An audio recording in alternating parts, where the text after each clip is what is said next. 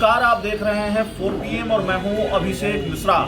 बिहार विधानसभा चुनाव के बाद या चुनाव नतीजों के बाद, सरकार गठन के बाद बिहार की राजनीति का गुनागणित बदलता हुआ नजर आ रहा है। ऐसा लगता है कि प्रशांत किशोर अपनी कसम तोड़ सकते हैं। प्रशांत किशोर ने प्रियंका गांधी से मुलाकात की थी और प्रशांत किशोर के बारे में तब से ये चर्चा है कि जो प्रशांत किशोर ये कहते रहे कि किसी के साथ गठबंधन नहीं करेंगे, वे कांग्रेस के साथ गठबंधन की स्क्रिप्ट लिख रहे हैं। दूसरी तरफ कांग्रेस के नेता हैं शकील अहमद खान, उनका बयान भी आया है। उन्होंने कहा है कि अगर प्रशांत किशोर से विचार मिलते हैं तो गठबंधन हो सकता है। तो कांग्रेस और प्रशांत किशोर के बीच संभावित गठबंधन पर या गठबंधन की खबरों पर बात करेंगे, उन प्रयासों पर बात करेंगे। हमारे साथ जेडीयू के वरिष्ठ नेता, पार्टी के मुख्य प्रवक्ता, बिहार सरकार के पूर्व मंत्री नीरज कुमार हैं। तो बिहार की राजनीति का गुनागणित बिगड़ता जा रहा है, नहीं मतलब बदलता जा रहा है और कांग्रेस तेजस्वी यादव की जगह प्रशांत किशोर के रूप में अपना नया दोस्त ढूंढ रही है। देखिए, अब कौन किसको दोस्त बनाएगा, दुश्मन पहले कौन बनाया वो तो जाने, लेकिन बिहार में मार्केट है नहीं, क्योंकि इन लोग की विश्वसनीयता ही दाव पर लग गई। एगो संकल्प लेके आया कि 100 दिन बोलबे नहीं करेंगे, और जब बोलना था तो वही दिन असत्य बोल दिया।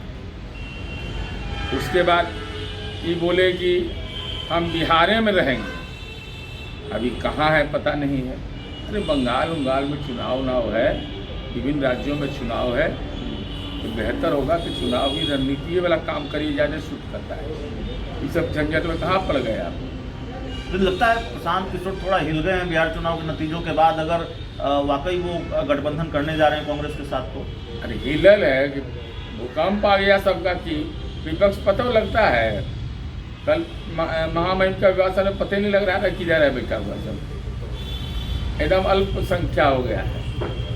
लोकतंत्र में मजबूत विपक्ष चाहिए, अब विपक्ष का नेता लापता, क्या होगा बताइए ना। तो तेजस्वी यादव और आरजेडी से इतना परहेज क्यों होने लगा है कांग्रेस को? बड़े नेताओं के बयान आ रहे हैं, शकील अहमद बड़े नेता हैं पार्टी के, कम से कम बिहार में, और पारंपरिक गठबंधन है वर्षों पुराना, ठीक वैसा ही जैसा आपका और बीजेपी का है, जेडीयू बीजेपी का रहा है। अगर कुछ वर्षों को छोड़ दे तो उसके बाद इस तरह का बयान आना। आरजेडी का वोट ट्रांसफर नहीं हो रहा है, ये तो तय हो गया। कांग्रेस को लग रहा है कि हमको स्वावलंबी होना चाहिए, लेकिन परजीवी कितना दिन स्वावलंबी बनिएगा ये तो आलाकमान तय करता है। भाई कांग्रेस पार्टी क्षेत्रीय पार्टी के रूप में सिमटती जा रही है। कहाँ है बंगाल में बताइए? ममता दीदी इनका नोटिस नहीं ले रही है। बिहार में जो कहेंगे तो करिए, हम तय करेंगे कि आपको कौन सीट लड़ना है। वोट ट्रांसफर नहीं हुआ है। अब शकील साहब जैसे वरिष्ठ कांग्रेस के नेता, पढ़े लिखे आदमी, और वो चुनाव हार गए। क्यों हार गए? उसका आत्ममंथन तो करना चाहिए। राजेश राम जी चुनाव हार गए, मैंने टिकट मिलेगा कि नहीं गठबंधन का, अंतिम तक वही चलते रहा। कोई गठबंधन है। लेकिन सवाल यह है कि आप भी दावा कर रहे थे कि इंडिया गठबंधन के हम विधायक हमारे संपर्क में है। विधायकों को तो बचा लिया राहुल गांधी ने ना। एक मीटिंग की कांग्रेस के विधायक जिनके बारे में चर्चा थी कि जेडीयू में आने वाले हैं, तो आपको बिना कांग्रेस के विधायकों को मंत्रिमंडल विस्तार करना पड़ेगा। मंत्रिमंडल विस्तार तो मुख्यमंत्री जी का विस्तार है, रह के क्या करेगा वहाँ लोग? अरे कुछ रहे तब न। वो नहीं टूट रहे हैं ना, राहुल गांधी ने मना लिया उनको। अरे मनाने से ऊपर से न मनाया है, अंदर से कौन मनाया है? अंदर से नहीं माने हैं। हमको नहीं लगता मानेगा लोग। क्या करेगा आखिर बताइए? हमको भी राजनीति करना होगा तो हम क्या करेंगे? हमारी पार्टी का भविष्य नजर नहीं आएगा तो वहाँ तबला मृदंग बजाएंगे हम? पूछना पड़ता है कि रहिएगा कि नहीं रहिएगा। अभी कोई तर्क है? पकड़ा हुआ राजनीति में होता है। तो अब संपर्क में नहीं ना, संपर्क टूट गया ना राहुल गांधी की मीटिंग के बाद। तो रोज संपर्क में रहेंगे। तो विधानसभा 26-27 तक है, रोज संपर्क में रहेंगे लोग। बातचीत हो रही है क्या कांग्रेस के विधायक? नहीं, बातचीत तो जब जरूरत होगा तो कर लिया जाएगा, वो भी बातचीत करेंगे। और क्षेत्र की समस्या है, ये है तो संवाद तो करेंगे ही ना। नजरें तो मिलेंगी ना, नजरें मिलेंगी। हाँ, नजरें जब मिलेगी तो कुछ न कुछ इनायत तो हमारी तरफ ही है। आपकी पार्टी में भी बहुत कुछ चल रहा है, हालांकि इसका जवाब आप दे चुके हैं, लेकिन ताज़ा मामला ये है कि बहुत आपकी पार्टी के दफ्तर के बाहर का इलाका पोस्टरों से पटा पड़ा है। निशांत कुमार और आरसीपी सिंह को चाचा भतीजा बताया जा रहा है और उनकी एंट्री को ज़रूरी बताया जा रहा है। चाचा भतीजा के जोड़ी हिट हुई, इस तरह का पोस्टर लगाया जा रहा है। और आपकी पार्टी के बड़े नेता श्रवण कुमार, ललन सिंह केंद्रीय मंत्री हैं, वो कह रहे हैं कि ज़रूरत ही नहीं है, बेड़ा गर्क कर दिया था आरसीपी सिंह ने पार्टी का। अच्छा, हमसे ज़्यादा ज्ञान है ना माननीय मुख्यमंत्री नीतीश कुमार जी को। जी, अब पार्टी के राष्ट्रीय अध्यक्ष वही हैं, निर्णय तो उन्हीं को लेना है। हम बैनर लगा दें, पोस्टर लगा दें, बयान दे दें, लेकिन निर्णय लेने का अधिकार एक ही आदमी को है, नीतीश कुमार जी।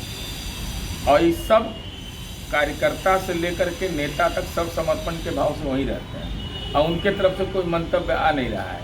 एक तरफा पोस्टर का क्या औचित्य है इसका? केसी त्यागी पार्टी में है या नहीं?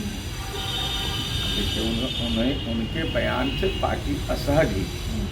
तो वो पार्टी में है कि नहीं है, कि राष्ट्रीय प्रवक्ता ने मंतव्य दिया है। राष्ट्रीय प्रवक्ता ने ये कहा कि मालूम नहीं है, कार्यकर्ताओं को भी मालूम नहीं है कि वो पार्टी में है या नहीं है। अपनी पार्टी के बड़े नेता के बारे में पार्टी से इतर लाइन पर बोल देते हैं तो इसलिए परेशानी होती है। अब इस संबंध में तो राष्ट्रीय प्रवक्ता और त्यागी जी के बीच का मसला है। आपको नहीं मालूम? आप बिहार में पार्टी के मुख्य प्रवक्ता हैं। नहीं तो बिहार पार्टी को क्या लेना देना है? हम लोग बिहार सेंट्रिक हैं। राष्ट्रीय स्तर पर क्या निर्णय होता है नहीं होता है, और राष्ट्रीय प्रवक्ता ने जब बोल दिया तो हमारे बयान का औचित्य क्या है? तो इसके मायने ये निकाले गए, इसका लबोलुआब ये निकाला गया कि केसी त्यागी को मार्गदर्शक मंडल में भेज दिया गया है और जेडीयू में भी मार्गदर्शक मंडल की परिपाटी शुरू हो गई। हमारे यहाँ कोई मार्गदर्शक मंडल नहीं होता है। यहाँ दर्शक मंडल में रह सकते हैं, मार्गदर्शक नहीं होता है यहाँ पे। एक ही आदमी है मार्गदर्शक, नीतीश कुमार जी। चलिए, आखिरी सवाल है। तेजस्वी यादव को चोट लगा है। कल व्हील चेयर पर वो विधानसभा पहुंचे थे। विधानमंडल सत्र का पहला दिन था।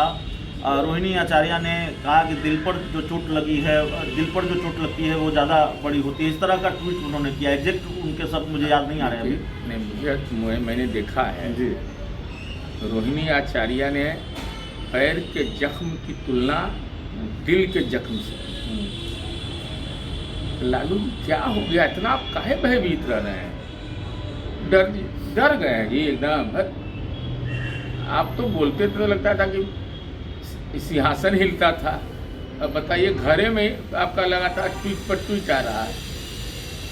अरे कौन कितना बड़ा गुनाहगार है कि बेटी के मुंह से निकला हुआ वो शब्द कि दिल को चोट पहुंचा है, या बेटी का मन में चित्कार है। तो महिला का चित्कार शुभ नहीं माना जाता है हम लोग। चलिए, तो हमारे साथ जेडीयू के मुख्य प्रवक्ता नीरज कुमार थे। इस पूरी रिपोर्ट में इतना ही। बहुत बहुत धन्यवाद।